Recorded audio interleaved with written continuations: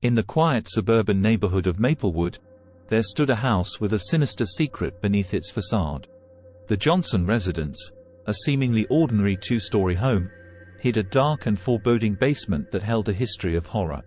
The Johnson family moved into the house with excitement and hope for a new beginning. The father, Thomas, had found a job in the nearby town, and the children, Emily and Michael, were eager to explore their new surroundings. Little did they know that the basement held a malevolent force that had lingered for decades. Late one stormy night, Emily heard strange whispers beckoning her from the depths below. Unable to resist, she descended the creaky wooden stairs into the dimly lit basement. As she reached the bottom step, the door slammed shut behind her, trapping her in the suffocating darkness. The air grew cold as Emily fumbled for a light switch, her fingers grazing a dusty cobweb. A flickering bulb revealed a room filled with old, dilapidated furniture draped in tattered sheets. In the corner, an ancient mirror reflected a distorted image of Emily, sending shivers down her spine. Suddenly, ghostly figures materialized around her, shadows of the past seeking solace for the torment they endured. Emily could hear their mournful whispers recounting tales of tragedy that stained the very foundation of the house. Unbeknownst to the Johnsons, the basement had been a site of unspeakable horrors, and the spirits trapped within longed for release. As Emily tried to escape, the spirits grew more desperate, their ethereal forms twisting and contorting in anguish. The temperature plummeted, and the air became thick with an otherworldly presence. Emily felt an invisible force pulling her towards the heart of the basement, where a rusted door stood ominously ajar. With trepidation, she pushed the door open to reveal a hidden chamber, its walls adorned with occult symbols and cursed artifacts. In the center of the room, a malevolent entity stirred, awakened by Emily's unwitting intrusion. The entity fed on the suffering of those who had met tragic ends within the confines of the basement. Terrified but resolute, Emily uncovered a dusty old journal that chronicled the dark history of the house. She learned of the vengeful spirit that had cursed the basement, seeking retribution for the injustices committed against it in life. Armed with this knowledge, Emily devised a plan to break the curse and free the tormented souls. With the help of a local paranormal investigator, Emily performed a ritual to banish the malevolent entity back to the afterlife. The spirits, finally liberated, ascended into the ethereal realm, leaving the basement in peace.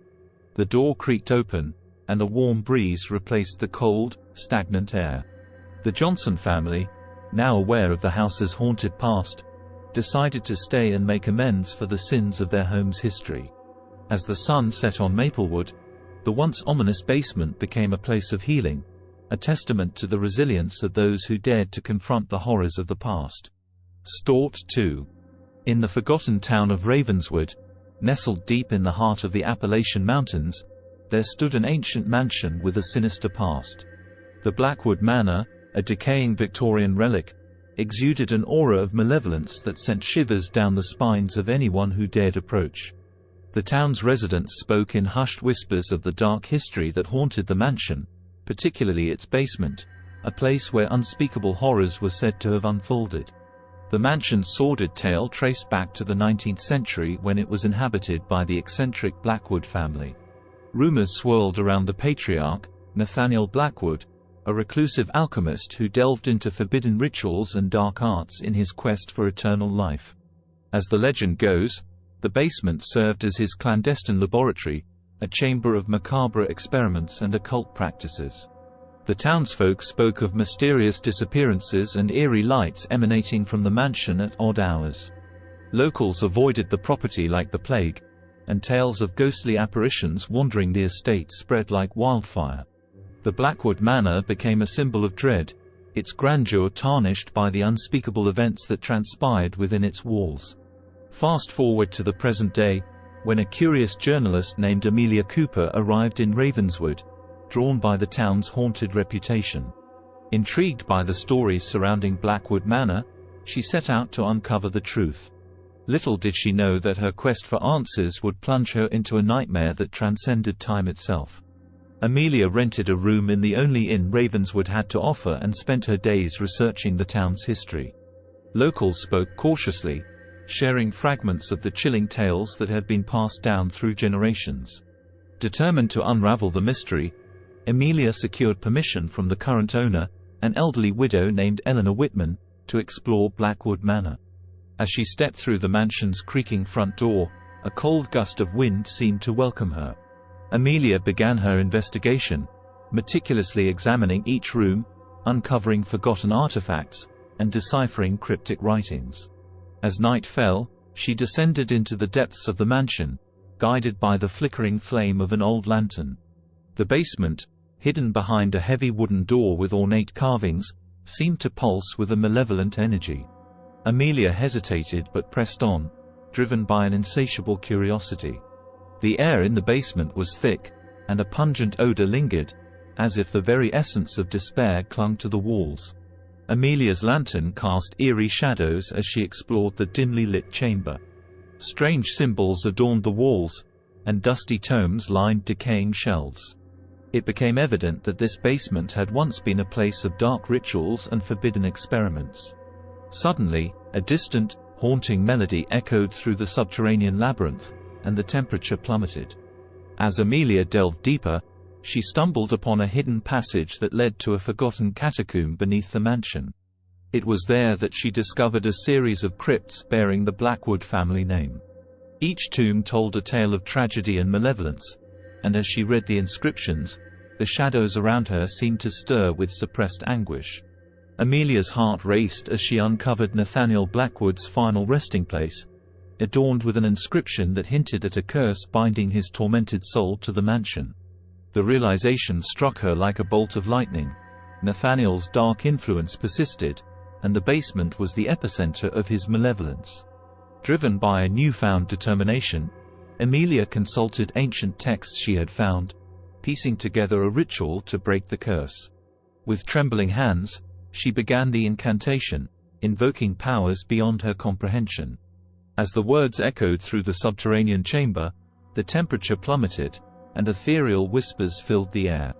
Suddenly, a ghastly figure materialized before her, the tormented spirit of Nathaniel Blackwood himself. Hollow eyes bore into Amelia's soul, and a spectral voice reverberated through the catacomb. The mansion trembled as the curse's grip weakened, and tortured souls surged forth from their crypts, seeking release. Amelia's heart pounded as she faced the vengeful spirit, pleading for redemption. In a moment of eerie calm, Nathaniel's apparition nodded solemnly, acknowledging the weight of centuries of suffering. With a blinding flash, the curse shattered, and a warm breeze swept through the catacomb, carrying with it the whispers of liberated spirits. As dawn broke over Ravenswood, the town awoke to a new reality. Blackwood Manor, once a bastion of darkness, now stood as a testament to the resilience of the human spirit. Amelia, forever changed by her encounter, left Ravenswood with a sense of closure, leaving behind a town that had reclaimed its peace from the clutches of a haunted past. Story 3. In the quiet town of Hollowbrick, there stood an old farmhouse at the edge of the woods, its time-worn exterior concealing a history of terror. The Peterson family, drawn by the charm of rural life, moved into the farmhouse with dreams of a peaceful existence. Little did they know that the horror dwelling beneath their home would shatter those dreams. The farmhouse, known as Oakshade Manor, had a basement that locals whispered about in hushed tones. Legend had it that the original owners, the Van der Lindens, practiced dark arts and conducted forbidden experiments in that very cellar. The townsfolk spoke of strange noises in the dead of night and eerie lights flickering from the farmhouse windows. As the Petersons settled into their new home, strange occurrences began to unfold. Unexplained whispers echoed through the halls, and the air in the basement seemed to carry an otherworldly chill. One night, as a storm raged outside, young Daniel Peterson discovered a hidden trapdoor beneath a worn-out rug in the corner of the living room. Driven by a mixture of curiosity and trepidation, Daniel descended the rickety wooden stairs into the dimly lit basement. The air grew heavier with each step, and the distant sounds of the storm above faded into an ominous silence. As he explored the cellar, Daniel stumbled upon an ancient journal, its pages filled with cryptic symbols and the ramblings of a tormented mind. The journal belonged to Matthias van der Linden, the original owner of Oakshade Manor. It detailed his descent into the occult and his obsession with a mysterious artifact, a relic said to open a gateway to a realm of unspeakable horror. As Daniel read on, he unwittingly triggered a malevolent force that had long lain dormant. The basement walls seemed to pulsate with an otherworldly energy as shadowy figures materialized around Daniel. Terrifying apparitions of the Van der Lindens and other unfortunate souls who had crossed paths with the cursed artifact twisted and contorted in agony. The atmosphere thickened with despair, and the temperature plummeted. Back upstairs, the rest of the Peterson family felt the house shake as an otherworldly presence seeped through the floorboards. Desperate to reunite with their son, they ventured into the basement, where reality itself seemed to warp. The once familiar space transformed into a nightmarish labyrinth of shifting corridors and spectral illusions. As the family pressed forward, they uncovered the artifact hidden in a secret chamber, the source of the malevolence that plagued Oakshade Manor. The air crackled with dark energy as the artifact's influence intensified. The family, now bound by a shared determination, realized that they had to destroy the relic to free themselves from the curse that gripped the farmhouse. With great reluctance, they performed a ritual to shatter the artifact. As the final incantation echoed through the basement, a blinding light enveloped the room. The malevolent force recoiled, and the tortured spirits of the Van der Lindens and other lost souls dissipated into the ethereal void. As dawn broke, the Peterson family emerged from the basement, the weight of the curse lifted from Oakshade Manor. The once menacing farmhouse now stood silent, its secrets buried in the past. The family, forever changed by their harrowing ordeal, left Hollowbrick behind, carrying with them a tale of survival against supernatural odds. The basement, now sealed and forgotten, whispered no more of the horrors that once dwelled within its walls. Story 4. In the quaint coastal town of Serenity Harbor, there stood an imposing mansion known as Ravenhurst Manor. The mansion, with its Gothic architecture and overgrown vines, had long been the subject of local folklore. Whispers of a cursed basement circulated among the townsfolk, a place where shadows danced with malevolent intent. The O'Connor family, seeking a fresh start, moved into Ravenhurst Manor unaware of its dark history. Thomas O'Connor, an antiquities collector, was drawn to the mansion's old-world charm, while his wife, Eleanor, saw it as an opportunity for their children, Emma and Samuel, to experience the slower pace of life. Little did they know that the shadows of Ravenhurst would cast a long and haunting spell. As the O'Connors settled into their new home, strange occurrences began to unfold. Emma, the curious teenager, felt an unexplainable pull toward the grand staircase leading to the basement. Late one night, unable to resist the eerie allure, she descended into the dimly lit depths, the air thick with an ancient presence. The basement was a labyrinth of forgotten relics, dusty books, and discarded furniture. Emma's footsteps echoed through the cold, damp space, and the flickering candlelight cast eerie shadows on the stone walls. As she explored, a distant whisper beckoned her towards a hidden chamber, its entrance concealed behind a tattered tapestry. The chamber, illuminated by the soft glow of an otherworldly light, revealed a collection of arcane symbols etched onto the floor. In the center stood a peculiar artifact, a cursed mirror with an ominous aura. Emma, entranced by its mysterious beauty, approached cautiously. As she gazed into the mirror, her reflection twisted into grotesque shapes, revealing the tortured souls that lingered within. Unbeknownst to Emma, the mirror held a dark secret.